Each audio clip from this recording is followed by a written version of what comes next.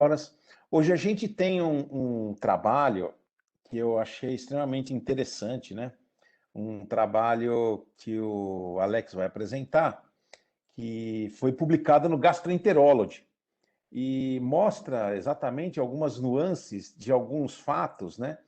Que pena que, por enquanto, o Philadelphia não está aí, mas eu acho que seria importante para o Fila, para a gente discutir, que é justamente a presença dos patologistas para melhorar o nosso rendimento através da biópsia por ecoendoscopia. Eu sempre, infelizmente, né, a gente trabalha no Brasil, é óbvio que se eu tivesse um patologista comigo, ia ser muito, muito bem-vindo, né? Mas, infelizmente, aqui no Brasil, nós temos dificuldades financeiras que não nos permitem ter esses patologistas, né? Ter essa regalia de ter um patologista em sala. E eu sempre disse que realmente não seria necessário. E muito menos quando a gente tem agora, como a gente tem as core biopsies. E esse é um trabalho que mostra exatamente isso, né? Que está intimamente relacionado com aquilo que a gente pensa já há algum tempo. Então, Alex, por favor, fique bem à vontade, pode apresentar seu artigo. E depois, no final, nós vamos ter o Dr. Humberto, né? Nós vamos ter mais um caso em seguida do Tarek, e depois o Dr. Humberto, por mais ou menos uns 10, 15 minutos, vai nos apresentar, eu não sei se é ele ou se é a patologista dele, vai apresentar os casos de biópsia hepática. Então, vamos respeitar bem o horário, as nossas discussões, vamos ser bem objetivos, para que a gente possa aproveitar toda a reunião, porque eu acho que a reunião hoje é bem interessante. Então, pode ficar à vontade, Alex. Obrigado, professor. Bom dia a todos. Então, eu vou iniciar a nossa reunião apresentando esse artigo científico que o Dr. Celso mencionou, que é um trabalho publicado na Gastroenterology, comparando a acurácia da punção por a biópsia por agulha fina com e sem o ROSE, que é o Rapid On-Site Evaluation, né? A presença do patologista avaliando a citologia em sala, um estudo randomizado controlado. Uma breve introdução sobre o ROSE, né, que é essa avaliação do citologista em sala, é o Rapid On-Site Evaluation, né? Nada mais é que a amostra, no momento da punção, ela ser avaliada em sala quanto ao seu grau de displasia e seus componentes, né? Uma avaliação citológica. Ela apresenta bons resultados, melhorou muito a acurácia diagnóstica nas lesões sólidas pancreáticas, funcionadas até então com a agulha fina, né, FNA. E alguns problemas dela, após a introdução desse método, foi o seu alto custo e a carência em alguns centros, justamente por não ter disponibilidade do patologista em sala, né? Outro ponto que fez com que essas agulhas fossem evoluindo muito rápido foi a questão da amostra, né? Porque a amostra citológica, como o Dr. Philadelphia também sempre comenta nas nossas reuniões, ela é muito superior à amostra citológica, né? Um exemplo básico seria a questão da imunistoquímica e testes moleculares, que são facilmente aplicados nas amostras citológicas. Com isso, então, nós tivemos a evolução para a FNB, que seria a agulha de biópsia, agulha fina de biópsia. E alguns estudos robustos que esse próprio trabalho coloca entre a USFNB e a FNA mostra principalmente que a FNB se mostrou superior à FNA, né? Mostrou também que a FNB pode ser realizada com o método ROSE mais um TIC, que seria um Touch Imprint Cytology, que é um método que usa o ROSE e com uma peça a mais ele melhora a acurácia do ROSE, ou seja, o FNB ROSE com PNC, mostrando superior ao ROSE convencional. Um prospectivo randomizado, mostrando que a FNB foi igual, né, dados iguais aí a FNA junto com o ROSE, e mostrando também que a FNB tem uma acurácia superior a 90% no diagnóstico, quando avaliados em grandes estudos. E um ponto que eles posicionaram foi que não há estudos robustos ainda, como randomizados, enfim, comparando o FNB com o FNB mais ROSE, né? Isso considerando esse Touch Imprint Cytology, né? Que é o que eu havia explicado ali atrás. Então, já que não há disponibilidade, ou seja, não há esse trabalho na literatura ainda, foi que motivou esse grupo a comparar, então, a acurácia da FNB com a FNB e o método ROSE em lesões pancreáticas sólidas. Sobre o estudo, ele é randomizado, multicêntrico, realizado em 14 centros, como a gente vai ver mais para frente numa tabela com os dados gerais. uma amostra compreendendo pacientes com lesões pancreáticas sólidas referenciados para a areoendoscopia, né? Esses pacientes maior de 18 anos com lesões puncionáveis, sem componentes císticos e sem condições que impediam biópsia, por exemplo, coagulopatias, enfim. A meta, né, seria de 365 pacientes por braço de estudo, isso comparando o nível de inferioridade. Para quê? Baseado na avaliação global da FNB, eles tiraram uma amostragem mínima que seria necessário para o estudo ser estatisticamente significativo. Então, a meta foi esse M. Foi realizado por endoscopistas experientes, com o uso de agulha e a técnica de escolha de cada um, né, os que estavam mais habituados. Foi condicionado 3 passagens para amostragem, que é o preconizado pela SGE, né? E o braço FNB mais Rose, o esfregaço era realizado nas primeiras passadas. Na primeira, se não, na acurácia não foi tão boa, não fechou o diagnóstico na segunda, ou então na terceira. Análises estatísticas foram multivariadas, Q-quadrado, Fisher test, Wilcoxon rank. Dos endpoints do trabalho, o primário, né? Ou seja, o trabalho foi baseado no endpoint primário, justamente pela amostragem.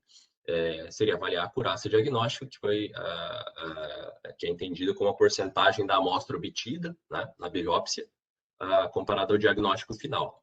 Esse diagnóstico final avaliado ou por peça cirúrgica, nos casos operados, ou por uma follow-up da própria doença com a sua evolução, seja com imagens, com novas biópsias, enfim, follow-up aí de 6 meses que eles estipularam.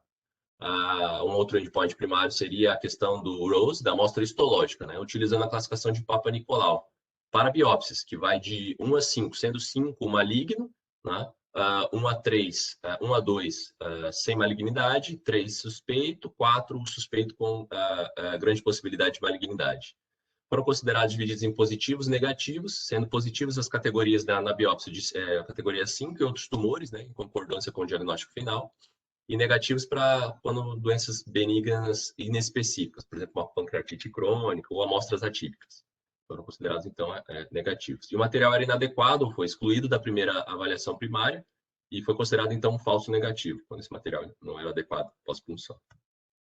Dos endpoints secundários, eles avaliaram a segurança, né, baseado no protocolo da SGE, 15 dias após o procedimento, se houve algum efeito adverso.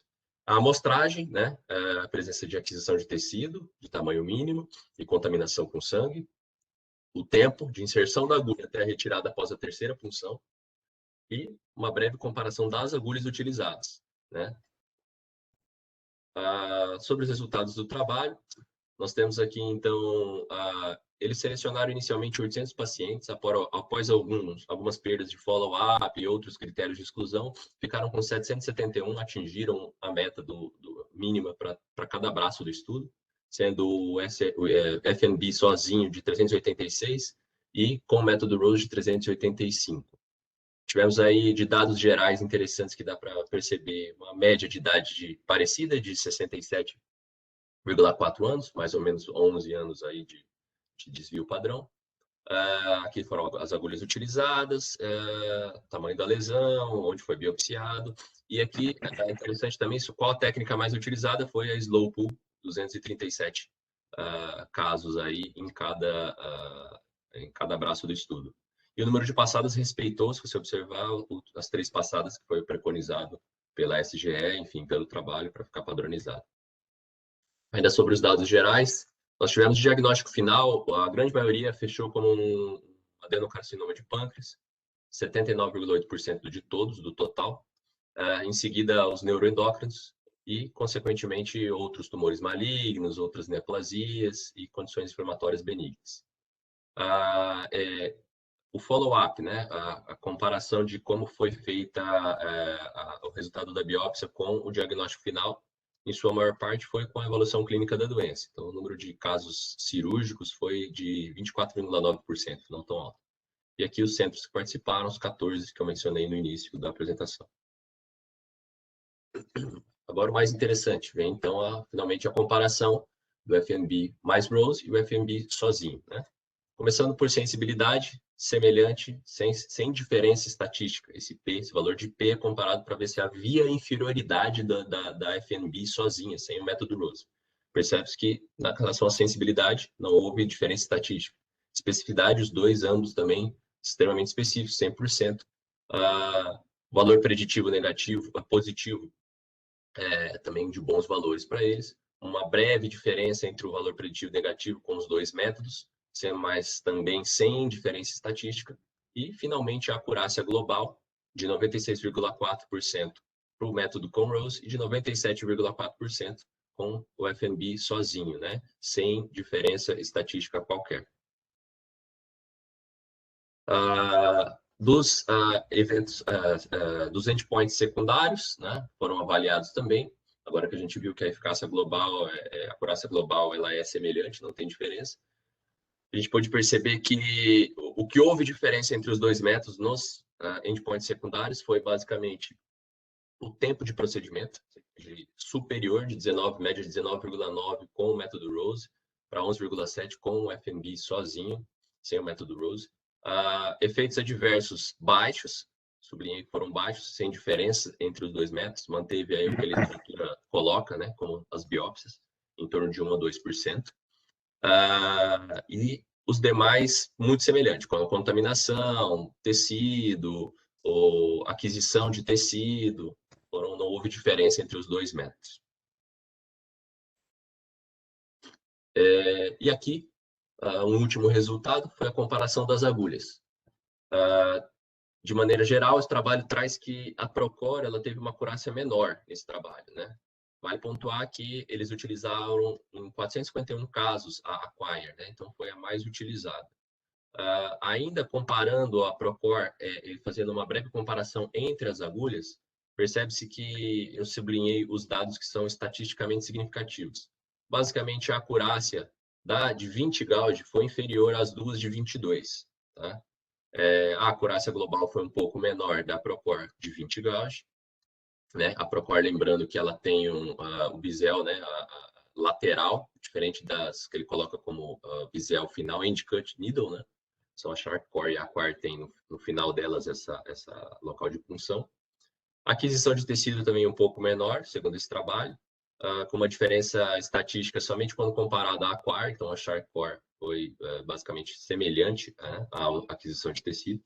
A contaminação também, a Procor mostrou-se um pouco inferior quando comparada à Sharkcore, e a Acquire também comparado à Sharkcore. Então, a Sharkcore teve uma contaminação menor, né, aqui nesses valores. Os efeitos adversos foram semelhantes, não houve diferença entre eles. Concluindo, então, esse trabalho ele é bem incisivo e muito pontual. É um trabalho com um desenho interessante, randomizado, que conclui no final que existe um benefício claro em casos complexos, por exemplo, um CA de pâncreas avançado, né, em utilizar somente a EOS-FNB, que justamente você tem essa questão da análise histológica, você pode fazer tratamentos neoadjuvância, rebiopsiar e fazer análises moleculares que vão te permitir saber melhor, né, como foi a resposta à quimioterapia. Ele conclui ainda que existem benefícios claros de fazer o método sem Rose, né, quando não tem disponibilidade no serviço, bem como os que já têm disponibilidade, pode haver uma readequação, né, sabe que o teu patologista em sala é algo caro, enfim, prolonga um pouco o tempo de procedimento, e a própria, comparando uma conclusão final, a amostra histológica superior à amostra citológica, inclusive no menor tempo da avaliação pelo patologista, né, ele poder avaliar uma amostra histológica, o seu tempo de avaliação é menor. Outro fato importante que o trabalho conclui é que a amostra histológica, né, ele pontua que a amostra histológica existe também uma maior confiabilidade. Resultados, por exemplo, aí que foi mencionado como testes moleculares em neoadjuvância, também com relação aos neuroendócrinos, exemplo, na avaliação do KI67, que é o mais importante da avaliação dos neuroendócrinos. Por fim, conclui que a EOS-FNB ela não apresenta diferença na acurácia diagnóstica quando comparada à técnica com Rose. A recomendação após esse trabalho é que lesões sólidas pancreáticas é igual a EOS-FNB sem o método Rose. As limitações possíveis desse trabalho são poucas, é um trabalho robusto, com um desenho de estudo interessante. Seria, então, um possível bias para o braço sem Rose, que o próprio trabalho coloca na sua conclusão, pois os patologistas tinham pouco treinamento nesse método Rose, mais o touch imprint, né, que é um método que complementa o Rose. Foi feito ele menciona que foi feito um breve treinamento dos patologistas com 10 casos, mas que não era um treinamento sólido, assim, não eram patologistas experientes dessa técnica. Não houve uma padronização de agulhas e técnicas, né? Isso já assim, é uma crítica relacionada mais aos endpoints secundários, inclusive a amostra calculada foi seu endpoint primário, e não secundário. O objetivo principal do trabalho não era comparar as agulhas, né? Então, existem trabalhos na própria literatura que falam diferente com relação ao que foi mostrado aqui no endpoint secundário. E esse é o resultado final do nosso trabalho. Obrigado. Beleza, obrigado, Alex, pelo trabalho. Eu acho que esse trabalho é um trabalho bem interessante, né, que discute um assunto extremamente atual, né, não foi por acaso que foi publicado agora recentemente no Gastroenterology, e mostra exatamente aquilo que a gente já preconiza há algum tempo, né, ou seja, o Rose, para nós aqui no Brasil, já é uma grande dificuldade, né? E essa grande dificuldade, ela se exprime exatamente naquilo que a gente vai ter que gastar, e principalmente para o paciente já, no caso de você ter que chamar dois médicos, ou seja, um médico que faz o procedimento e um outro médico que faz isso, né? Faz o Rose, um patologista só para isso. Se isso não é possível no serviço privado, imagina no serviço público, né? E a gente tem que, é aquilo que eu sempre digo, essas são técnicas que são sempre propostas para melhoria dos resultados. No entanto, nem sempre elas são factíveis. E uma das coisas que eu, já não usando o Rose mesmo com a FNA, né? O Philadelphia está aí, vai poder falar alguma coisa. Eu sempre disse que quando a gente começou a utilizar as agulhas Core, sem sombra de dúvida, acabou, né? Esse tipo de procedimento, ou seja, onde você necessita de um patologista em sala, ele não seria necessário. E esse trabalho veio coroar exatamente aquilo que a gente imaginava. Ou seja, para que eu vou colocar um patologista dentro da sala se eu vou fazer um procedimento que não tem diferença estatística nem na sensibilidade, nem na especificidade e nem na acurácia, né? Então, isso é fundamental. Outro ponto que eu queria destacar do trabalho, que é o ponto do slow pull e do vácuo, né? Muito se fala também sobre slow pull, sobre vácuo. Toda vez que eu falo sobre uma aula, né, ou se eu dou uma aula sobre isso, sempre me perguntam sobre o slow pull ou o vácuo. Realmente, eu não vejo nenhuma grande diferença em relação ao slow pull ou vácuo, né? Eu já tive a oportunidade de usar, mas logo em seguida já desisti. Eu uso vácuo a vida inteira e eu estou aqui o Philadelphia que tem os resultados que podem ser extremamente, que ele pode falar um pouquinho sobre isso. Eu acho que isso é um ponto fundamental. Então, eu vou passar agora para os comentários do Fila, que eu acho que o Fila ele pode trazer bastante coisa, comentário a respeito da técnica, né? Daquele tique, eu acho que valeria a pena fazer esse comentário. Vamos ver o que ele tem para nos dizer. Bom dia, Fila, muito obrigado aí pela sua presença. Obrigado, bom dia. Bom, pessoal, eu acho estranho um trabalho desse unindo 15 serviços, não é, Alex? Ser publicado em 2021, né? Quer dizer, então levou esse tempo todo para juntar 15 serviços e para lesão sólida e falaram o quê? 360 casos, é isso? Isso, 700, 700 total. né? Cada braço 771 380. total, Então o Celso, você já abordou algumas coisas. Primeiro, vou voltar um pouco. Quem faz autópsia sabe que quando você abre o cadáver, um dos primeiros órgãos a estar sofrendo autólise é o pâncreas. Isso eu quero. Por que eu estou falando isso? A importância de o material ser fixado rapidamente. Então, e absurdamente frágil, sim, a manipulação. Então, você fazer esse esfregaço que está aí na imagem, esse cheio de sangue aí, nisso daí praticamente você já estragou o material, você provocou uma lesão mecânica enorme ali. Se você tiver as áreas vizinhas ao tumor do pâncreas representadas, você vai ver ácido ducto atrófico, que vai te atrapalhar demais numa citologia entre tumor e não tumor. Então, assim, para mim, primeiro, estraga o material. Segundo, você pode dar um resultado de falso positivo de material representativo para o endoscopista, ele para de fazer as passagens e quando você vai olhar a histologia, não tinha tumor, era só vizinhança, porque confunde muito, né? E, infelizmente, eu passei por isso num hospital de São Paulo que achava que tinha que seguir a literatura e que o patologista tinha que ser chamado em sala. Então, um custo altíssimo, uma chance de erro muito considerável de você errar para dizer se o material é representativo ou não, quanto mais o diagnóstico. E, e a outra coisa é que, durante quanto tempo nós trabalhamos com as agulhas finas? E mesmo quando a gente começou a comparar agulha fina e grossa, com essa técnica que é absurdamente simples e barata, que é fazer o seu bloco enriquecido, quer dizer, depois que você faz a citocentrifugação, você reinclui, você faz uma nova recentrifugação dentro de um gel derretido.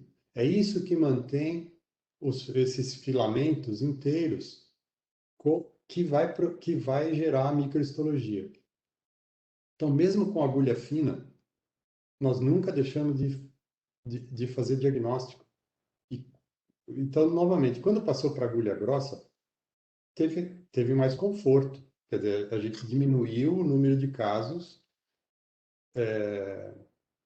de representatividade baixa, mas não deixamos de fazer diagnóstico, tá certo? Então, eu acho que tudo bem, eu acho que é importante ressaltar isso, né? Que tanto faz que o Rose seja dispensável, acho que é importante pontuar isso, né? Para mim, as universidades estão aí para dizer isso, só que não com esse atraso de década aí, né? Outra coisa é o que você falou, fora o custo, importante dizer que fora do Brasil, esse método não é feito por patologista, é feito por citopatologista, que são muito bons, são muito treinados. No Brasil, o citopatologista técnico, a imensa maioria das vezes, ele está treinado só para patologia cérvico-vaginal. Ele não está treinado para isso daí. E, infelizmente, muito menos o patologista. O patologista é citopatologista, mas principalmente, por exemplo, a tireoide. Principalmente, olha, não estou desmerecendo, não. Tem um super espaço. Agora, quantos citopatologistas se dedicam a pâncreas, né? Então, muito poucos. Então, nós temos um acréscimo aqui no Brasil, que é dizer, primeiro, o custo que inviabiliza totalmente, né? Ter alguém disponível na sala, na hora que você for fazer o exame. E a outra coisa é o não treinamento, não é? O não treinamento, tanto do citotécnico quanto do citopatologista. Então, eu acho que temos que botar um final nessa preocupação de ter que fazer uma avaliação em sala, não é? Eu acho que... E, novamente, ele só está falando de tumor sólido. E a gente resolve uma lesão cística também, não é? Sem o menor problema. Você, quem assistiu a aula lá de Salvador, é isso. Dentro desse filamento de sangue, existem pequenas cordas do material cístico. Então é isso que acho que tem que estar incorporado entre vocês, de pedir para o seu patologista fazer essa técnica e não insistir na citologia, não é? É, Essa técnica não é minha, ela está divulgada em qualquer literatura. existem vídeos, no YouTube existem vídeos de como se faz a, a microhistologia. Quer dizer, é, é- ou é, ou é uma demora para mudar de técnica, uma falta de dedicação a mudar de técnica. Se você, de novo, se você imaginar que levou esse tempo todo para um grupo apresentar esse trabalho, então é complexo. Por que não mudar, não é? Exato. Porque o médico, de uma forma geral, tem uma tendência de mudanças muito lentas, não é? Mas nesse caso aí, nós estamos depondo contra o método. Quer dizer, a gente chegou na biópsia de órgãos profundos pela ecoendoscopia e a gente descaracteriza o método em quem tem que dar a resposta final, né? Fora, né, Filadélfia, que a gente observa que quando você faz, que quando eu vi o trabalho, quando a gente faz o Rose, né, esse material que foi feito nessa lâmina para ver se tem material ou não, ele só pode ser classificado como suspeito, negativo ou positivo para neoplasia. Enquanto que quando você faz a EUS-FNB e faz a microhistologia, e essa é a grande diferença que eu não vejo nos trabalhos, não vejo, você dá o diagnóstico classificatório, né? Há alguns citologistas americanos ou europeus podem dizer, mas é muito temerário você dar o diagnóstico classificatório. Bom, temerário é temerário, mas a nossa experiência de pacientes que foram operados e tiveram ressecção da peça é de que a nossa taxa de sensibilidade ultrapassa 95%, 96%. E a taxa de especificidade, ela chega a quase 100%. Então, quer dizer, sabe, realmente, eu entendo quando você fala, nossa, demorou quantas décadas para... A gente faz FNA desde 97. Nós iniciamos a FNA aqui no Brasil desde 97. E você sempre foi o patologista. E eu me lembro muito bem, eu conto essa história para todo mundo. Você foi lá, olhou, primeiro você fez citologia, o segundo você fez citologia, no terceiro você já nem foi mais, falou, bota tudo no formol que eu vou fazer com formol. E aí você desenvolveu a técnica, entendeu? Mas a verdade é que é o seguinte, né? Eu acho que existe uma pressão muito grande internacional, né, que não permite que você tem que realmente falar a mesma língua do pessoal, né, de Harvard, do pessoal dos Estados Unidos ou os próprios europeus, né? Não tem jeito. E a gente realmente tem resultados fantásticos, né? O Rodrigo Surjan está aí, que é um cirurgião, pode atestar esses resultados que a gente tem, e nós nunca utilizamos o Rose, nunca. Nem com a FNA e nem com a FNB. Mas sempre foi uma febre, né? De você tem que ter o Rose, você tem que fazer. E você mesmo falou que aqui no Brasil tentaram seguir a literatura e logo em seguida desistiram, né? Mesmo um hospital do nível que você trabalhou. Então, realmente, esse é o grande problema mesmo, né, das publicações. O que a gente vê hoje, o que eu sinto hoje é que a gente vê muita publicação que não nos traz subsídios para a melhora do tratamento e dos pacientes, né? Isso é que me deixa um pouquinho preocupado em relação a isso. É muita coisa única exclusivamente para publicar, né? Agora, esse trabalho, eu achei um trabalho, você vê que foi publicado no Gastroenterology, né? Você vê que é um trabalho que realmente mostra o ponto, né? Que é o ponto fatídico, né? Ou seja, ela mostra muito bem que o Rose é totalmente desnecessário, principalmente nessa fase. Não, eu acho que o valor é esse, dizer, olha, vamos parar com isso, não é?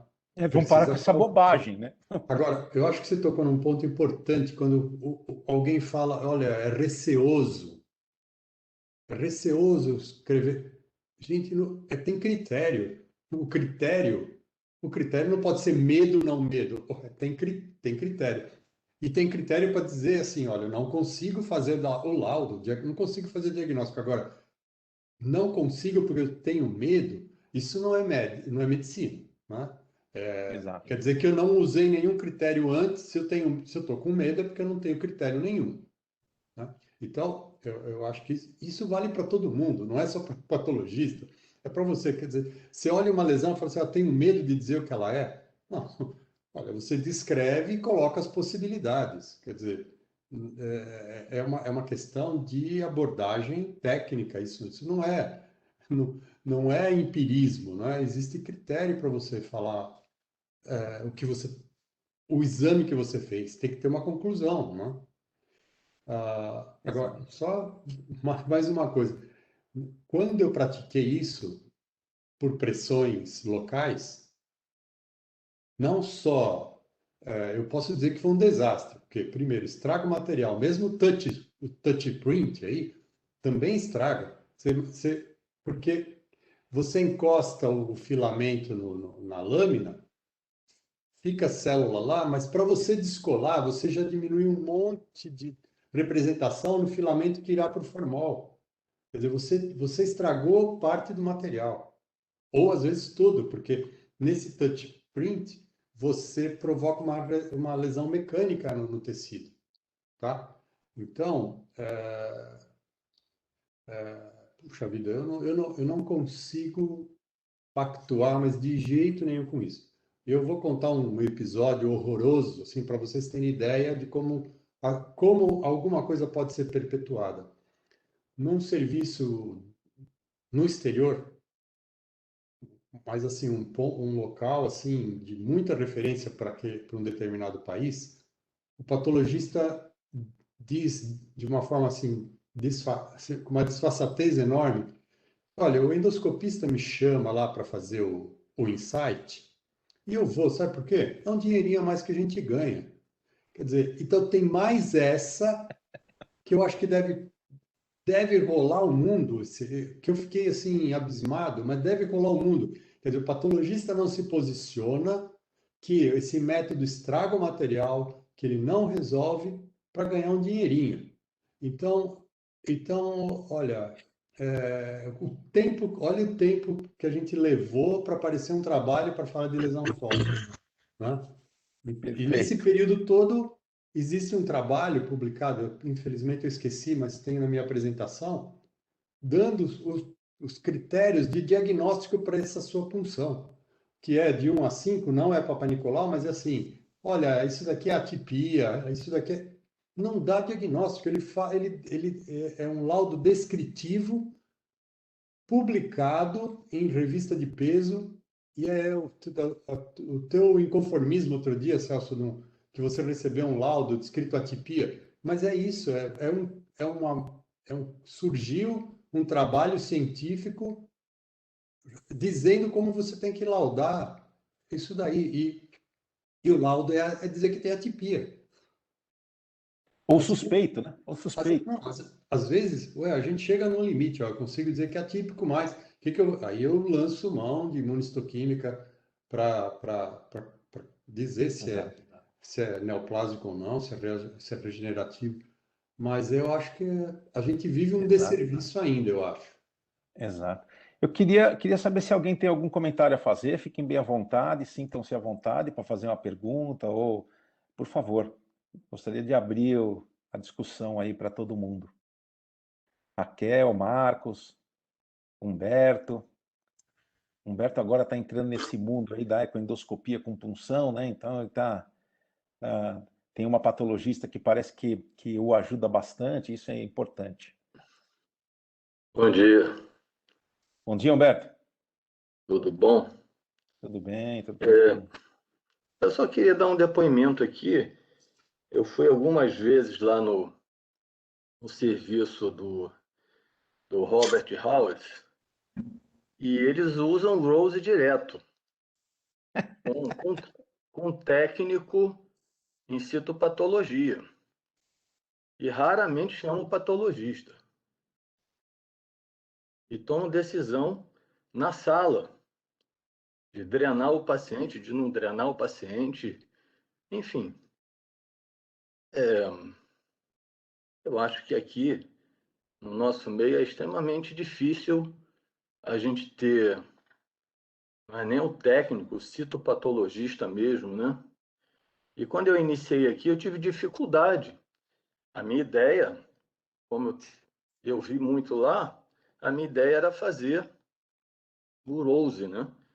E aí eu fui atrás de patologista e citopatologista, E assim, é muito difícil, a logística é muito difícil, e como o Filadel falou, quer dizer, de pâncreas, eu acho que também a maioria dos patologistas tem medo do pâncreas, né? Como os médicos, nós médicos sempre tivemos medo do pâncreas, né?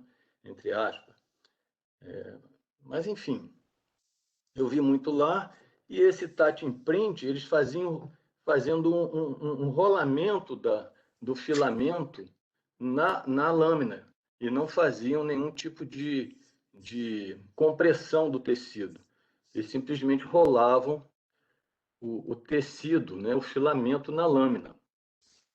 Não sei se o Philadelphia pode falar se tem diferença isso.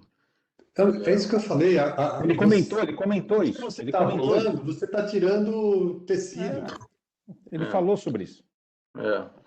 Então é isso, o depoimento é isso. Agora, eu estava pensando aqui em relação aos laudos, né? E às vezes é difícil a gente, como endoscopista, e eu acho que para todo médico, colocar, definir, às vezes, o diagnóstico, né? Mas cada vez mais a gente vê, principalmente em imagem, os laudos assim, aparente, não é nem sugestivo, pode ser aparente lesão. Então, assim, em vez de definir para a gente, acaba trazendo mais dúvida, né?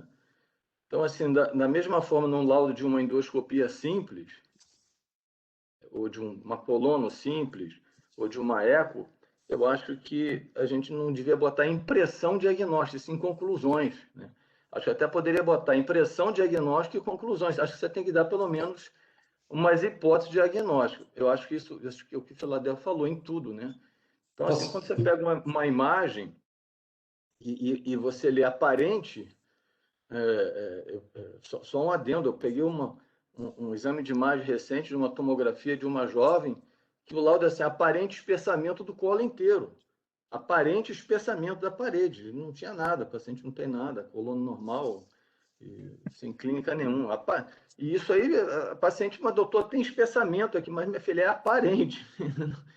Enfim, eu acho que o comprometimento no diagnóstico, acho que é isso que o Fila está falando, é você se comprometer no diagnóstico. Então, acho que em todas as áreas, eu acho que é difícil a gente ver esse comprometimento, assumir o diagnóstico, ou pelo menos as hipóteses diagnósticas, né? E não ficar só no descritivo, né?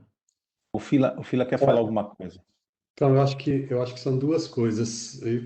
Eu acho que é importante isso que você falou, mas são duas coisas. Uma coisa é como você escreve.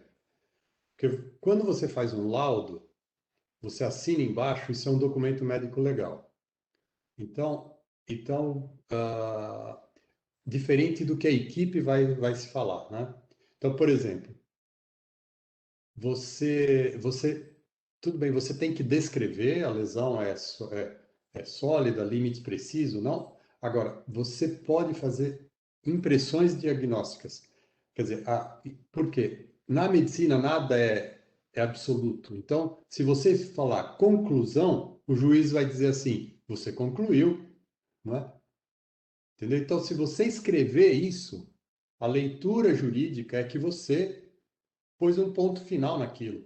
E não, são possibilidades para a equipe toda gerir. Então, É isso aí. onde eu me bato o tempo todo é que não adianta nada você mandar para o patologista lesão hipoicóica. Tá? Isso está no laudo, lesão hipoicóica. Agora, quantos patologistas vão saber o que é lesão hipoicóica? 1. 2. Qual é a tua impressão para o conjunto patologista, endoscopista mais uma vez, o endoscopista e o ecoendoscopista, na hora que está fazendo o exame, é um patologista, ele entende de macroscopia, né? Então, o conjunto é que tem que resolver o diagnóstico. Quer dizer, eu não posso, eu vou biopsiar e o patologista se vira. Pronto, todos os dois vão errar, né? Então, é o conjunto da obra. Então, é só tomar esses cuidados. Quer dizer, então, É isso aí. você escrever, por exemplo, você escrever assim, obtive abundante material. E aí o patologista fala assim, pô, material inconclusivo. Bom, aí o juiz fala, ué, mas você não conseguiu abundante material? Qual dos dois errou? Entendeu? A visão jurídica é pegar teu laudo e botar culpa naquilo, né? Exato. É Então, isso aí. então tem que tomar um cuidado danado com uma coisa é você escrever, outra coisa é você fazer a composição da discussão. Exato. Você, Eu queria... você não fazer um diagnóstico para a equipe, isso para mim é erradíssimo, né? A equipe tem, Exato. olha, as possibilidades são tais, tais e tais, e todos vão discutir. Agora, cuidado Exato. com o que Porque, escreve. porque senão também nem vale a pena, né? Para que a gente vai fazer uma ecoendoscopia com biópsia se o patologista, por exemplo, não assume o papel dele, que é de fazer o diagnóstico? Também não vale a pena, né? Vamos ser bem claros, né? Então, exatamente, por exemplo, eu comentei aqui há algum tempo que eu tive um caso que há muito tempo eu nunca... Aliás, eu nunca tive, né? Isso foi logo no começo, em 1997. Né? Quando veio, por exemplo, de outros patologistas, que não o Filadélfia, que falava suspeito para malignidade. Pelo amor de Deus, né? Eu não estou acostumado com esse tipo de laudo. Então, realmente, esse tipo de laudo não me ajuda em absolutamente nada, não tem por que fazer ecoendoscopia, porque é aquilo que eu digo. Pergunta para o Rodrigo aí, que está aí nos ouvindo, cirurgião. Ou pergunta, é pena que nós não temos nenhum oncologista. O que adianta vir suspeito para malignidade? O que é que você pode fazer com isso? Você vai botar o paciente na mesa e vai operar? Ou você vai mandar esse paciente, se for um tumor borderline, fazer o quê? Fazer uma quimioterapia neoadjuvante? Então, é extremamente complicado, né? É realmente muito complicado. Ô Celso, eu só Oi. queria, assim, ô Fila, acho que você pontuou muito bem a questão legal, né? Eu acho que até para os residentes que estão ouvindo, e a cada dia que passa, essa questão legal tá mais dentro da nossa prática, até mesmo como eu exemplifiquei, numa endoscopia simples, essa questão da conclusão, realmente eu concordo com você que tem que ter um pouco de cuidado, né, no que a gente vai colocar. Agora, pelo que o Celso falou, essa questão de suspeita, você imagina você frente a uma família em que você vai decidir ou não por uma cirurgia. Então, assim, Exato. eu vou falar uma coisa assim para o pessoal mais novo. O que eu faço, eu falo assim, quando a família pergunta, doutor, você acha que a gente tem que operar? Ele tem que ser operado? Eu falo assim, não, eu vou colocar para vocês todos os prós e contras aqui, e nós vamos decidir em conjunto o que é melhor para ele. Então, assim, eu nunca falo assim, não, ele tem que operar, nunca falo. Olha, os prós são esses, você olha para que eu vou escrever os prós e vou escrever os contras, de acordo com o que a gente tem aqui, seja suspeita, seja impressão diagnóstica, com todo o caso na mão, né, com todos os resultados, eu tenho essa postura, porque não é só um cuidado pela questão legal, viu, Fila, mas acho que é um cuidado também pelas estatísticas, né, que a gente, se alguém colocou suspeita, não está legal esse laudo, mas às vezes não teve condição de afirmar também um Mas diagnóstico. Humberto, vou te falar uma coisa.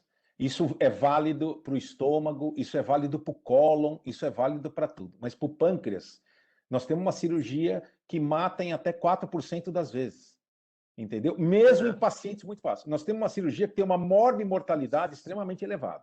Então, infelizmente, essa conduta, como você falou, eu tomo para outras doenças, mas para o pâncreas, se você tomar essa conduta e, por exemplo, você vê um suspeito para malignidade, olha, o paciente precisa ser operado, ele é operado, ele morre e a biópsia da peça mostra pancreatite crônica, aí você vai ver o problema que você vai ter, jurídico. Então, nós temos que acabar com isso. Por isso que eu falo a favor, eu tenho muita postura do Filadélfia. Eu acho que nós precisamos melhorar o nosso diagnóstico, entendeu? E não é colocando Rose ou sem Rose, não é fazendo slow pull ou sucção, não é isso que vai mudar, gente. Não é isso. Não é isso.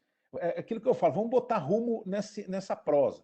Não é isso que vai mudar exatamente. O que vai mudar é um patologista que assuma o diagnóstico.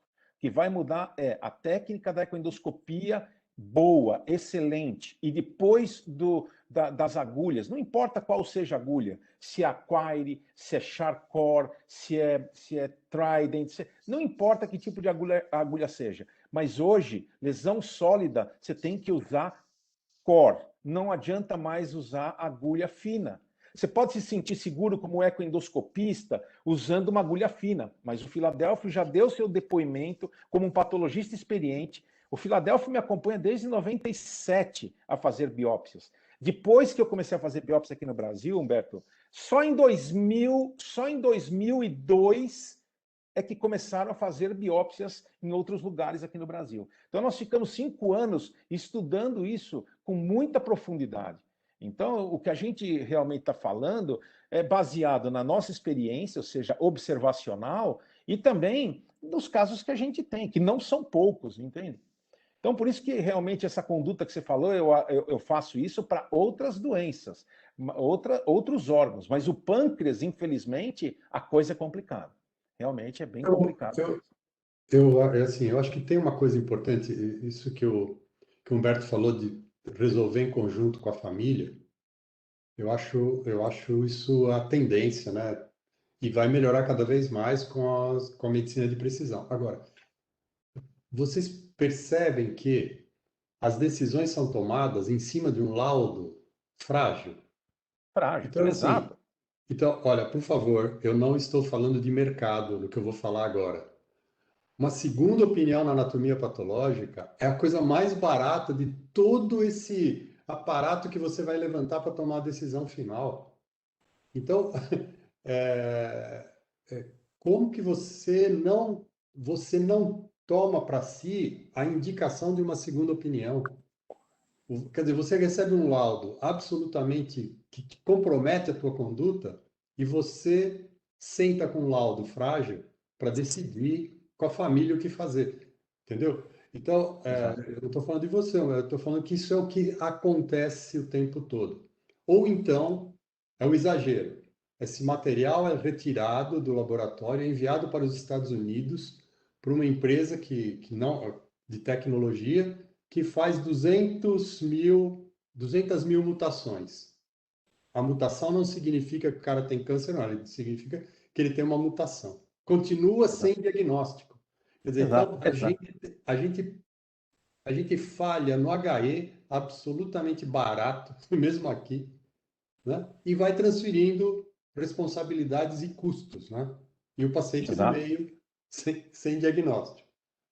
É isso Bom aí. dia. Marcão, Bom acho dia. que Bom quer dia. falar. Fala, Marcão. Bom dia a todos. Eu entrei atrasado hoje aí. Enfim, mas... Acordou tarde, hein? Acordou Não, tarde. acordei cedo. Eu vacilei. Queria entrar pelo notebook, não deu certo, enfim. Bem, a nossa vivência aqui em Salvador demonstra a importância do patologista, né?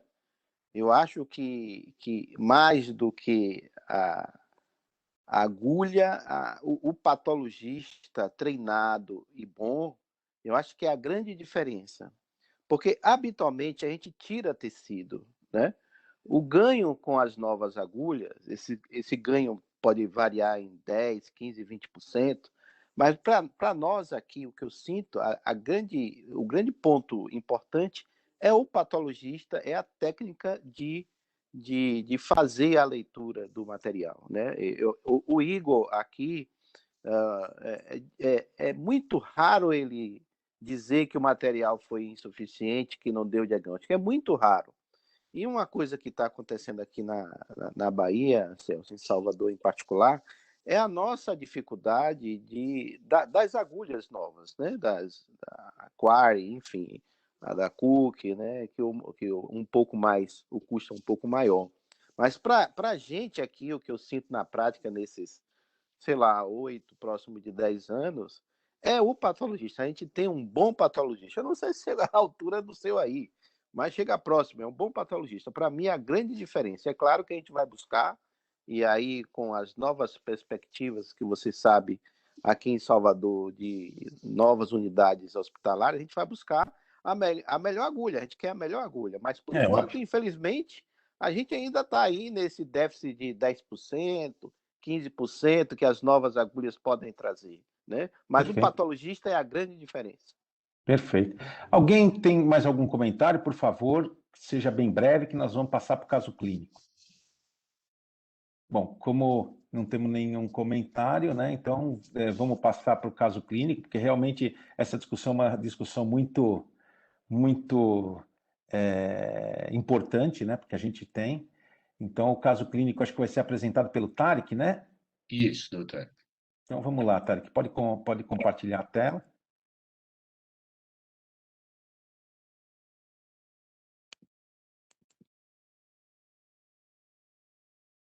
Aconteceu? Sim, estamos lá. Bom dia a todos. Hoje, um caso clínico bem interessante que a gente pegou a semana passada no 9. Bom, paciente GLP de 40 anos, sexo feminino. A paciente estava com um quadro de colangite devido à impactação de prótese na via biliar comum. Foi submetida previamente a 5 CPREs devido a uma estenose biliar benigna, negou etilismo ou tabagismo, sem comorbidades, de antecedentes pessoais foi uma colicistectomia em 2020, o paciente estava em regular estado geral, Glasgow 15, o abdômen flácido, discretamente doloroso a palpação e hipocôndrio direito e DB negativo. Bom, quanto aos procedimentos prévios à internação, aqui eu vou me estender um pouquinho nesses procedimentos para poder contextualizar bem a história. Então, a paciente ela foi submetida a uma colicistectomia videolaparoscópica e foi identificada durante a colicistectomia uma estenose em via biliar comum, sendo então solicitada uma CPRE intraoperatória com a colocação de uma prótese biliar plástica. Isso foi em fevereiro de 2020, e então em julho foi solicitada uma nova CPRE, que foi identificada uma estenose de colédoco médio de aproximadamente 3 centímetros. No laudo de CPRE foi colocada uma possível compressão extrínseca ou neoplasia. Foi vista também dilatação das vias biliares intra e extrahepáticas, sinais de papilotomia prévia, uma presença de prótese biliar e a troca dessa prótese por uma nova prótese de 8,5 por 10 centímetros. Infelizmente, o laudo da primeira CPRE nós não tivemos acesso, da CPRE intraoperatória.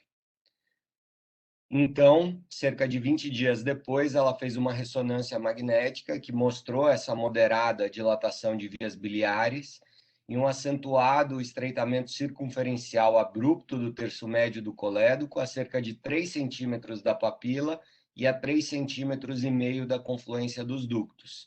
Foi visto cálculos ou bile espessa nos ductos biliares direito ou esquerdo ao montante dessa obstrução e uma contrastação heterogênea do parênquima hepático, podendo representar um processo de colangite. Sem sinais nenhum de lesão expansiva, devido ao primeiro laudo da CPRE que foi sugestivo, a ressonância disse que não tinha nada, e em comparação com o exame prévio à cirurgia, mostrou esse surgimento de um afilamento abrupto do calibre do terço médio do colédoco. Então, eu não tenho esse laudo pré-cirúrgico, mas esse estudo comparativo mostra que antes da cirurgia não havia nenhum tipo de estenose na via biliar. Um dia depois, então, ela foi submetida à terceira CPRE, foi feita uma ampliação da papilotomia endoscópica, foi vista de novo essa estenose extensa do colédoco com colangite, foi feita a remoção da prótese biliar plástica e aí que aconteceu algo um pouco diferente do usual. Então, foi passada uma prótese biliar de 8,5 por 7 centímetros e quando foi fazer a passagem da segunda prótese biliar, houve uma migração parcial da primeira prótese. Infelizmente, o colega ele não parou para tirar a prótese, ele simplesmente, depois que a prótese migrou, ele acabou fazendo a passagem de uma terceira prótese biliar, de 6 frentes por 7 centímetros, paralela à primeira prótese. Tanto a segunda quanto a terceira ficaram transpapilares, totalizando 3 próteses. Então, em novembro, ela apresentou outro quadro de colangite, sendo submetida novamente a uma CPRE. Nessa CPRE, a grande diferença é que foi vista a presença dessa prótese biliar migrada intrahepática, foram realizadas inúmeras tentativas de remoção sem sucesso dessa prótese, sendo retirada as outras duas que estavam transpapilares, com a passagem de uma nova prótese de 8,5 por 10. Então, em fevereiro desse ano, foi feita uma nova ressonância magnética que mostrou ainda a presença da dilatação das vias biliares intrahepáticas, com espessamento e realce parietal, e a presença das próteses, uma com uma extremidade no ducto hepático direito e no colédoco, e a outra no ducto hepático esquerdo e no duodeno. Então, no dia 25, fez mais uma CPRE, que também foi realizada a tentativa da remoção da prótese plástica impactada, também sem sucesso, também foi realizada a tentativa através do basket. Então foi trocada a segunda prótese, a prótese que estava transpapilar, e foi colocada uma outra de 8,5 por 7.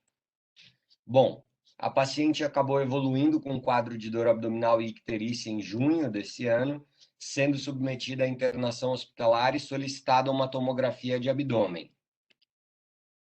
Nessa tomografia, mostrou que a extremidade proximal da primeira prótese estava no ramo intrahepático esquerdo da via biliar, nos segmentos 3 e 4, e a extremidade distal no interior do colédoco intrapancreático com cerca de 3 centímetros. A segunda prótese estava com posicionamento habitual e estava com moderada dilatação das vias biliares com sinais de colangite.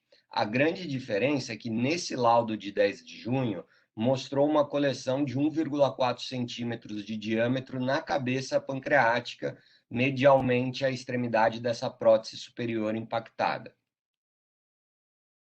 Bom, então, após 5 dias de internação hospitalar, o médico assistente opta por dar alta do serviço, ela estava em um outro serviço, ele deu alta no período da noite, do dia 15, com uma CPRE ambulatorial agendada no Hospital 9 de Julho, que foi aí que essa paciente chegou para nós no dia 16 de junho desse ano. Então, essas são as imagens da nossa primeira CPRE. Aqui a gente pode ver a presença de duas próteses, uma bem alocada e a outra um pouco mais proximal, essa que estava impactada. A gente procedeu com a retirada dessa primeira prótese, ficando com a outra impactada. Em seguida, a gente realizou inúmeras tentativas. Aqui está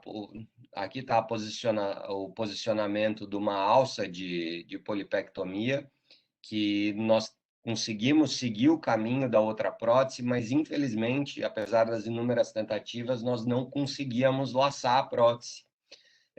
Depois da tentativa com a alça de polipectomia, nós fizemos a tentativa com um balão extrator para retirar a prótese, também não foi possível a sua remoção com o balão.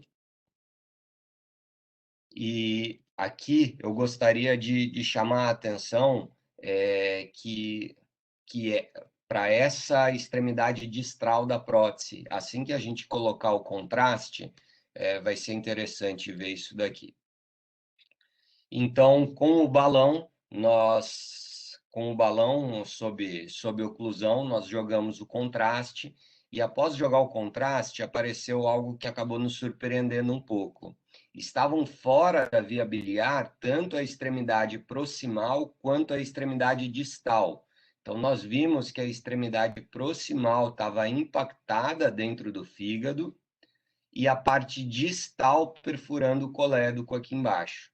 Então, infelizmente, quando houve a migração da primeira prótese, a parte proximal acabou perfurando o fígado, e isso, com o tempo, essa prótese acabou girando e a porção distal dela acabou perfurando o colédoco, que justificava a coleção vista na última tomografia.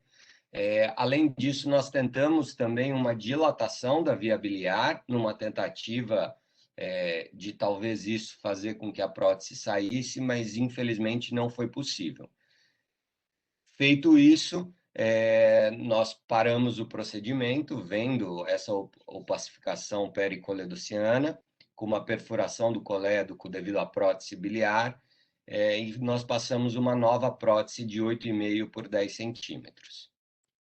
Bom, ao fim desse procedimento, foi realizada uma discussão clínica com o médico assistente e sugerida uma videolaparoscopia para a remoção dessa prótese biliar impactada na tentativa para, então, a gente realizar a tentativa de uma passagem de uma prótese biliar metálica autoexpansível totalmente recoberta. Tarek, vamos ouvir a opinião aí do Marcos Laurêncio, do Humberto, volta um pouquinho aquele diapositivo lá. Volta um pouquinho esse diapositivo. Aí, pode ir um para frente. Eu queria saber a opinião da Raquel, do Marcos, do Humberto, né? Que, veja bem, a gente estava com uma prótese impactada, acima da estenose, com uma perfuração do colédoco, que vocês podem ver aí que tem extravasamento de contraste, tá? Para fora da via biliar. Ou seja, e estava encravado também no colédoco. O que vocês fariam? Quais seriam as atitudes que vocês tomariam em relação a esse caso?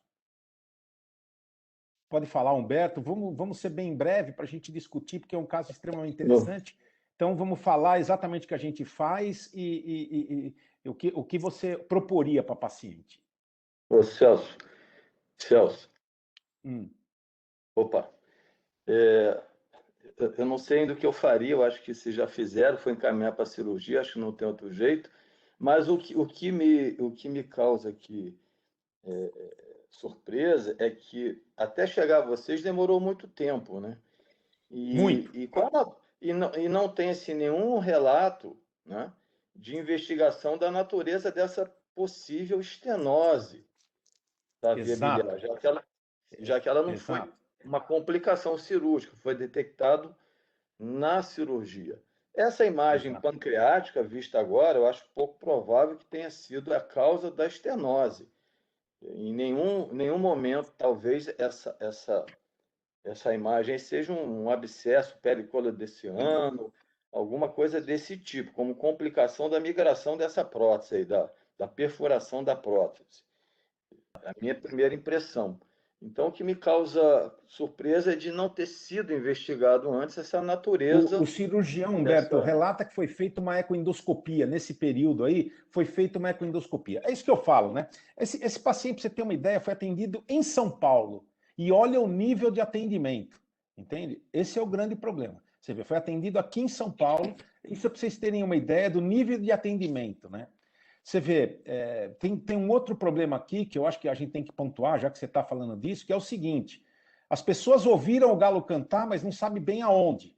Então, quando se fala de estenose, para colocar 2, 3 próteses, não é uma estenose distal, longa, de 3 centímetros, para colocar 2, 3 próteses. O colega endoscopista que ouviu o galo cantar, mas não sabe exatamente onde, enfiou 3 próteses, uma migrou para cima e causou todo esse problema para a doente.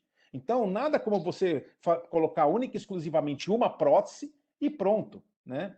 Você passar 2, 3 próteses são naquelas estenoses cirúrgicas, anelares, de menos de 1 centímetro. Aí você pode tentar passar 2, 3 próteses. Agora, desse jeito, é um outro problema. Mas você então, mandaria para cirurgia, né, Humberto?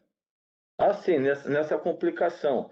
Mas eu tô analisando um pouquinho antes, só para concluir, em nenhum momento, como foi relatado, pensou-se em fazer uma avaliação com uma coledocoscopia, para pensar numa estenose única numa paciente jovem, pensar em doença inflamatória intestinal associada a uma colangite, enfim, acho que o trabalho de investigação diagnóstica, né, quer dizer, o Tarek não mostrou, mas não sei se tem isso, se tem dosagem. Não, a única coisa que o cirurgião relata é que ela fez uma ecoendoscopia que foi normal, só isso.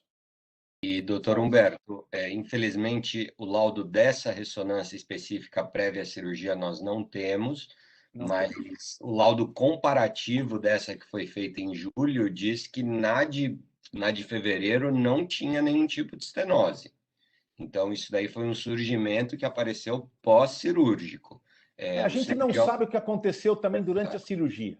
Exatamente. Esse é o problema.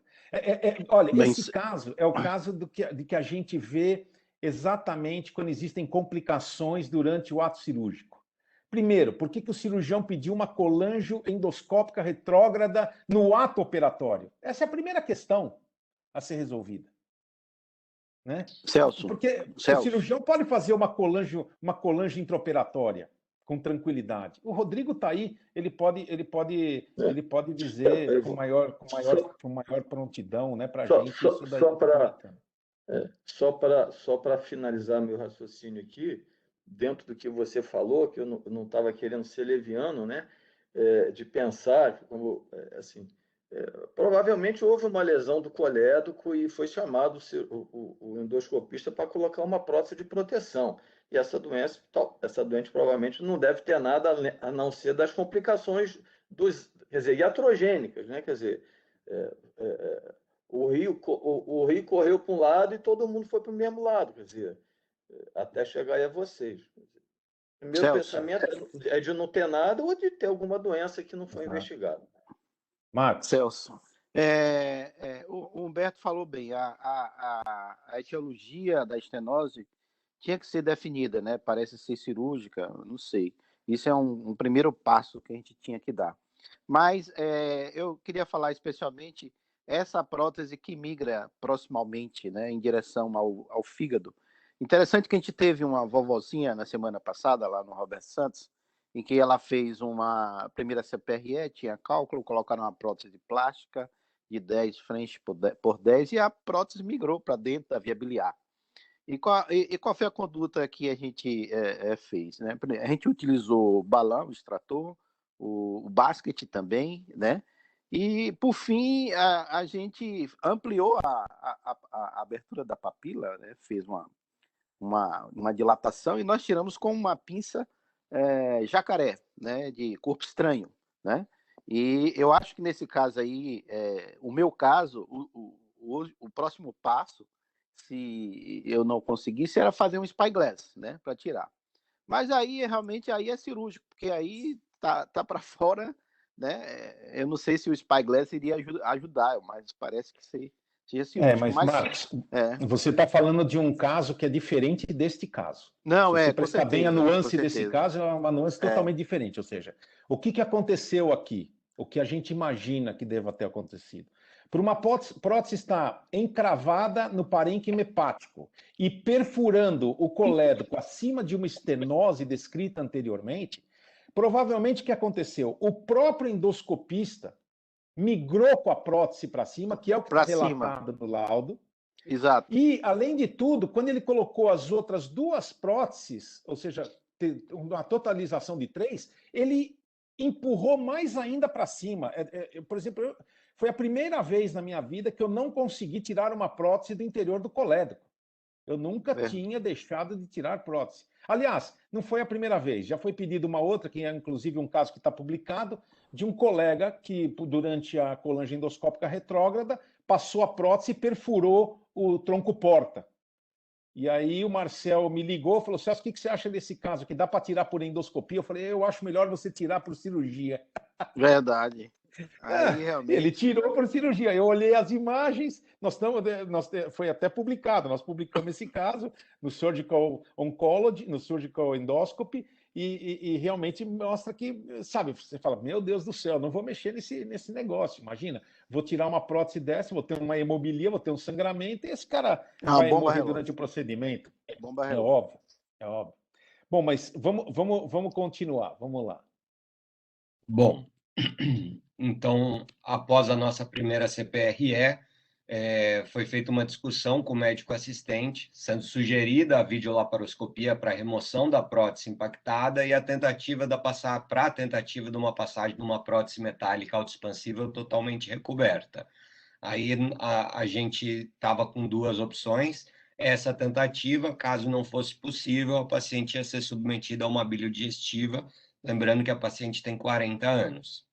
Então, a paciente foi submetida à videolaparoscopia, foi aberto o colédoco distal para médio, um pouco infracístico, foi feita a remoção dessa prótese plástica biliar e a extremidade proximal estava no fígado e a extremidade distal perfurando o colédoco.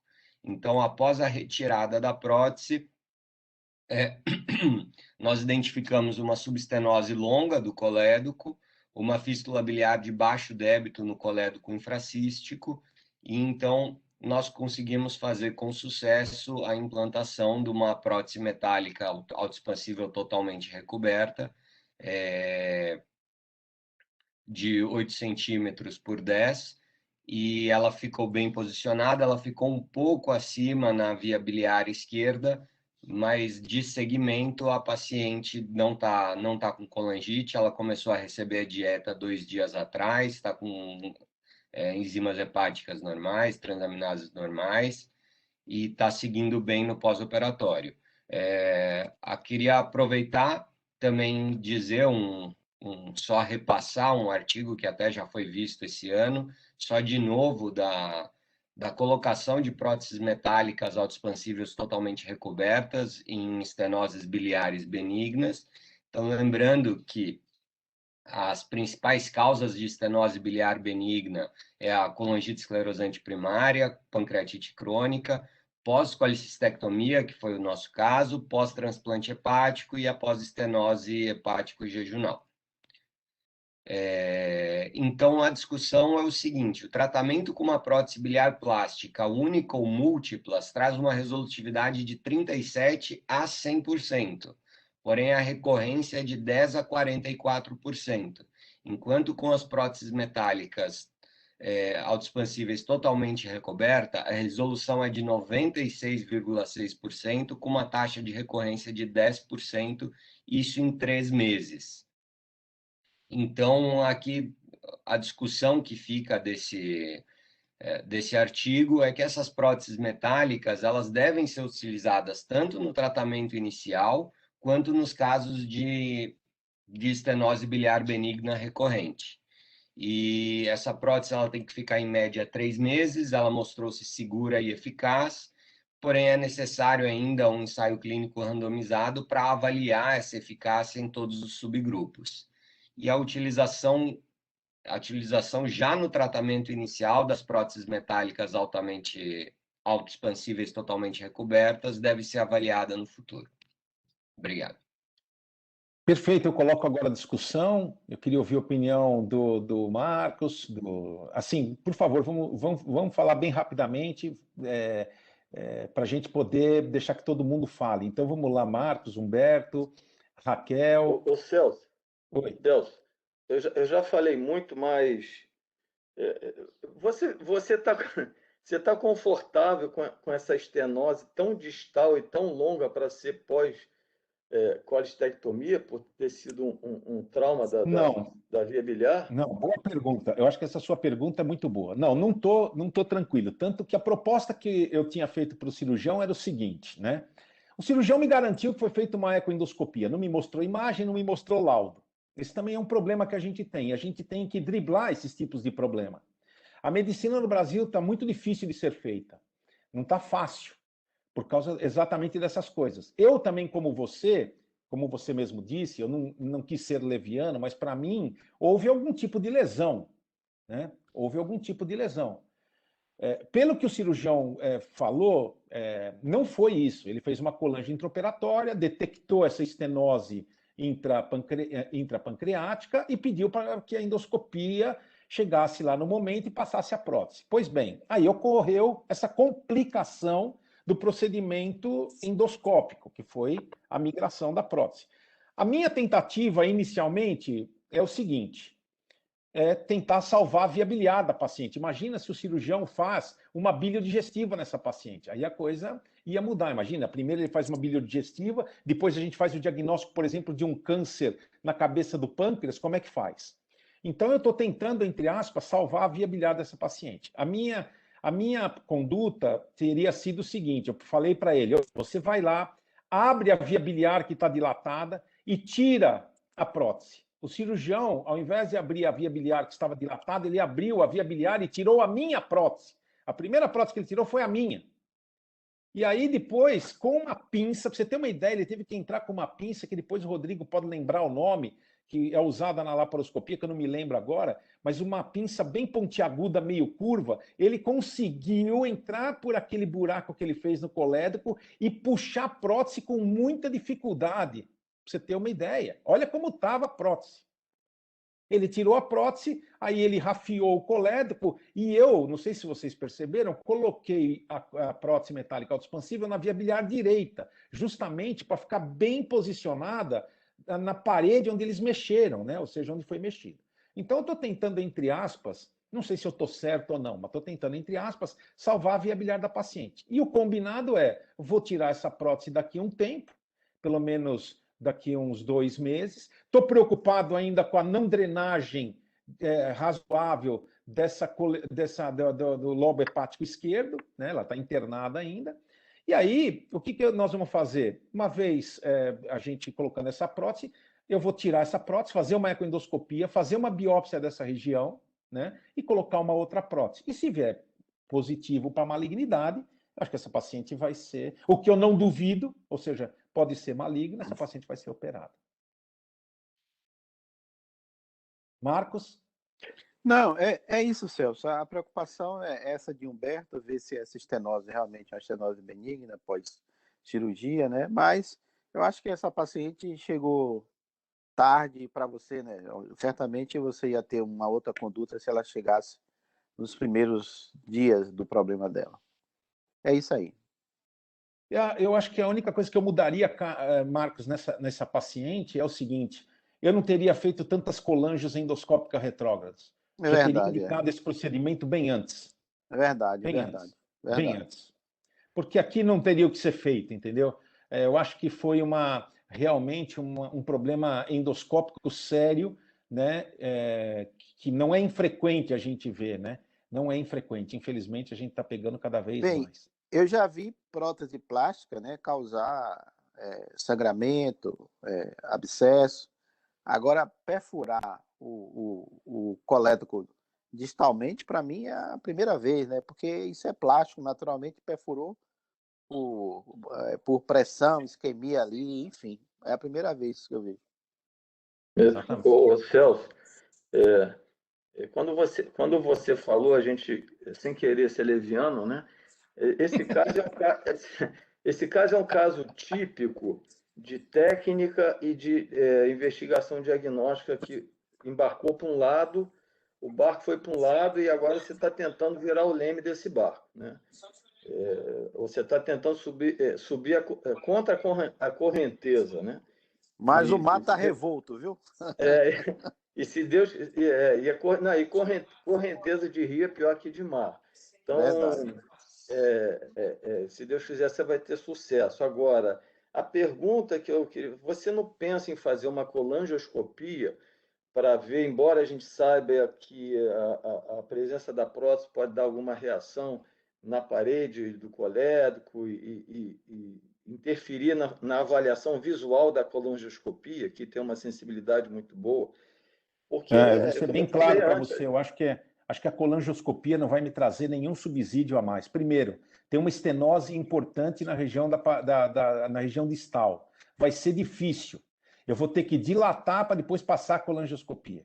Então, eu acho que nesse caso, infelizmente, se a gente tiver, nós temos que manter essa paciente por perto e fazer procedimentos de ecoendoscopia. Se o primeiro vier negativo e a gente identificar alguma coisa, temos que fazer mais, entendeu? Essa é que é a verdade. Infelizmente é isso. Agora vamos ver o que vai acontecer. Agora eu acho que a colangioscopia não vai ajudar muito. Talvez depois dessa prótese metálica a gente possa até pensar em fazer, porque eu acho que vai estar dilatado. Exatamente. Talvez a gente possa tentar fazer. Mas é aquilo que você falou. A chance de você fazer o diagnóstico não é grande. Fazer biópsia, viu, Celso?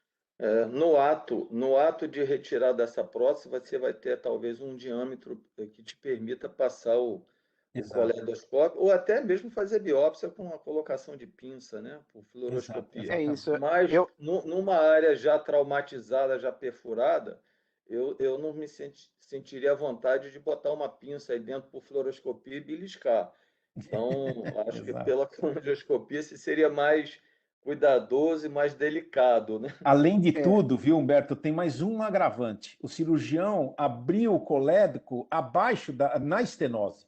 Então, vai ter o processo inflamatório em cima disso. Então, por isso que realmente nós temos que pensar muito bem se vai fazer o spyglass ou não. Isso é um grande problema, né? Porque o nosso combinado era abrir acima dos clipes, né? Ou seja, onde estava dilatado, ele entrava com uma pinça, ele pegava a prótese e puxava a prótese, acabou. Mas não, ele entrou um pouco abaixo, e aí que foi realmente o problema. Foi onde ele conseguiu entrar também, né? Porque estava um brocotoma, vocês têm ideia? O brocotoma, estava um brocotoma brutal, né? Então não foi fácil também para o cirurgião, não foi fácil. Imagino. Eu queria ouvir o que a Raquel tem a dizer e, por fim, ouvir o que o Rodrigo tem a dizer, né? Então, Celso, bom dia a todos. Eu acho que o colega ficou achando que ia conseguir resolver no próximo exame, ia resolver, e ficou insistindo. Mas o que chama atenção é ele não ter feito esse diagnóstico, ao menos no último exame anterior, que já havia essa perfuração intrahepática e havia a perfuração do colédoco. Então, é realmente uma confusão diagnóstica desde o início. Voltando no tempo, eu, no primeiro momento, teria colocado uma única prótese plástica, porque é o que tem disponível. É claro. E para, no segundo tempo, pensar em definir a etiologia dessa, já que a paciente estava em colangite. Tirar da colangite, na sequência, tentar diagnosticar a razão dessa estenose, que se já no procedimento cirúrgico existia, então me parece que não foi causada pelo procedimento cirúrgico, ou a história está mal contada, né? Então, fica dúvidas aí, se já existia a estenose naquele momento, então não foi uma iatrogênese, não foi uma isquemia. Será que havia um processo inflamatório? Se ela estava em colangite, é secundária a colangite? Embora não é comum uma estenose localizada num único ponto na colangite, não é o habitual, né? Mas, assim, agora a conduta, concordo com vocês, é cirúrgica e deixa quieto. Também acho que deixar quieto um tempo, aí não mexer, e quando tirar a prótese, acompanhar. Eu não lembro quanto tempo já temos aí de evolução da doença. Essa paciente. Desde fevereiro do ano passado, né, Tarek? Isso, exato. Fevereiro então, de 2020. Olha aí, já tem um bom tempo, né, Celso? Depois que você tirar essa prótese autoexpansiva, que você vai tomar que ela fique estável, é possível uma avaliação melhor, né? Porque em um ano, uma progressão, provavelmente, isso não é neoplásico, inflamatório, me parece. Mais inflamatório do que neoplásico pela evolução. Mas, assim, nós estamos todo mundo chutando as coisas, né, Celso? Eu gostei muito do seu. Realmente, na minha opinião, existe uma história muito mal contada aí. Existe uma história muito mal contada. Infelizmente, é duro dizer isso aí, mas existe. Realmente, eu não sei o que aconteceu. A gente não sabe exatamente aquilo que aconteceu. Nós não temos imagens, né? As imagens não chegaram, porque esse paciente estava internado num outro hospital. Mas uma coisa é certa, realmente a história, existem dados, faltam pedaços nesse quebra-cabeça que a gente não tem. Não bate. Eu também concordo com você, Raquel, já faz muito tempo, né? Se fosse um adenocarcinoma, ela teria um CA19,9 elevado, teria alterações importantes, coisa que ela não tem, né? Agora, uma coisa importante, sabe? E eu acho que isso esse é um pensamento que eu acredito. Vamos supor que eu sempre acredito no cirurgião. A gente tem sempre que acreditar no que o cirurgião está dizendo. Sim. Então, o que acontece? Se o cirurgião encontra uma lesão dessa, por exemplo, uma estenose intrapancreática, chame no intraoperatório a ecoendoscopia. Por que chame a ecoendoscopia? Porque nesse mesmo momento eu vou pegar uma estenose virgem, vou ver se tem uma massa e vou fazer uma biópsia dessa região. Então, eu falo isso até para provocativo do Rodrigo, né? Mas eu chame o ecoendoscopista. E aí, se realmente confirmada a estenose, porque você está com a colange intraoperatória, você passa uma prótese e está totalmente resolvido. Rodrigo? Tudo bem, gente. Fala aí, Rodrigo. Agora, Rodrigo vai bater o martelo final.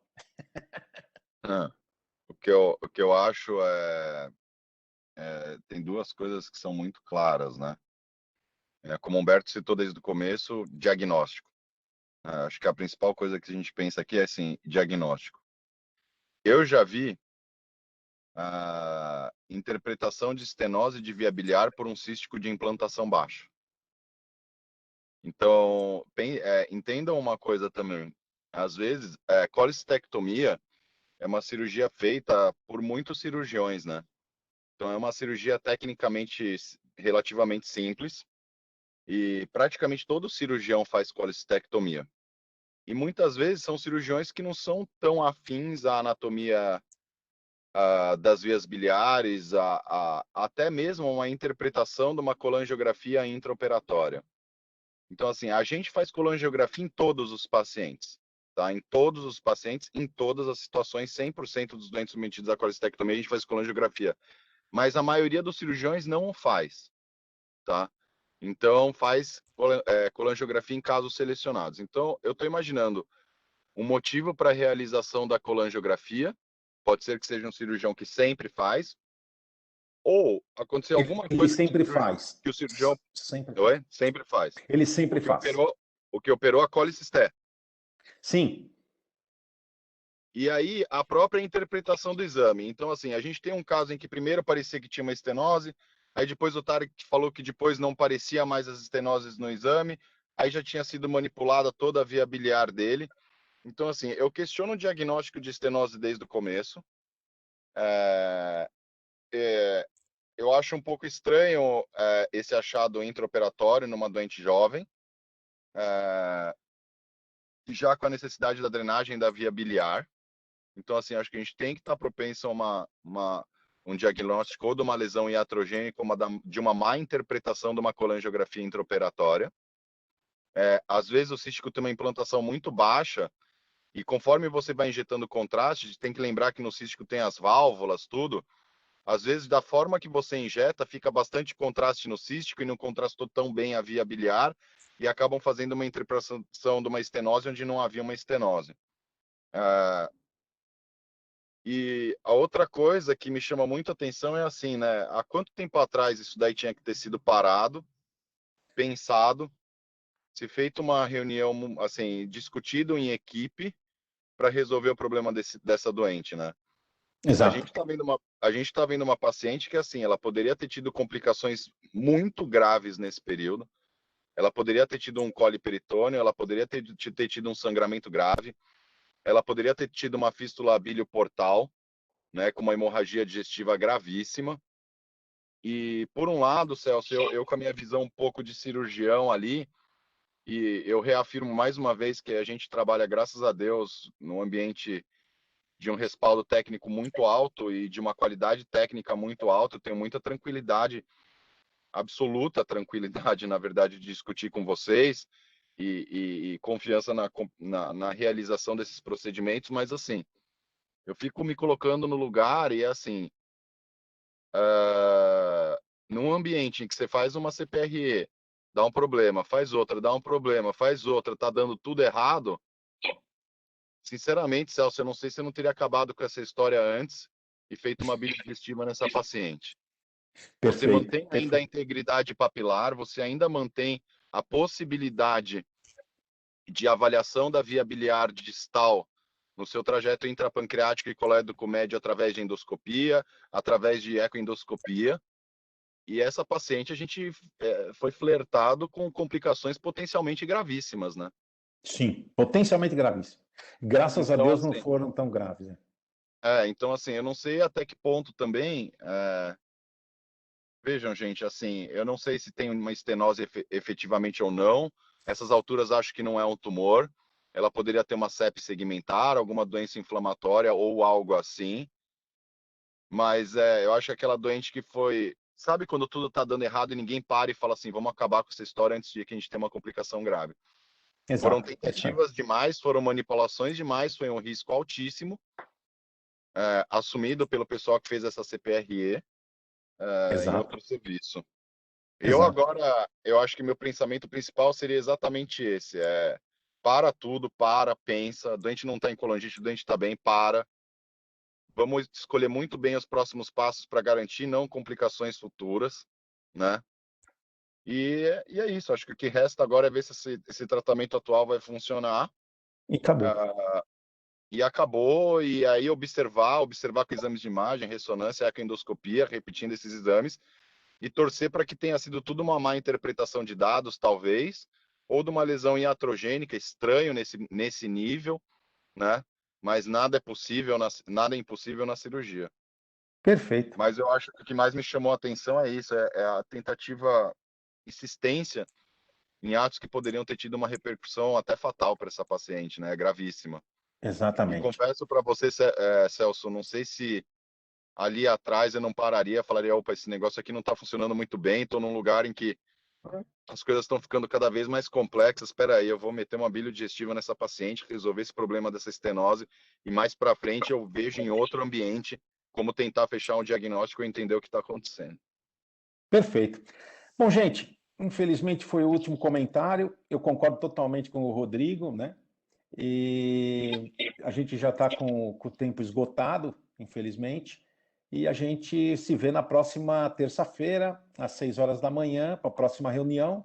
Eu me enganei, o Humberto combinou com a gente que vai apresentar no dia 13/7, tá? As biópsias hepáticas, né? Que vai ser a patologista que vai fazer essa apresentação.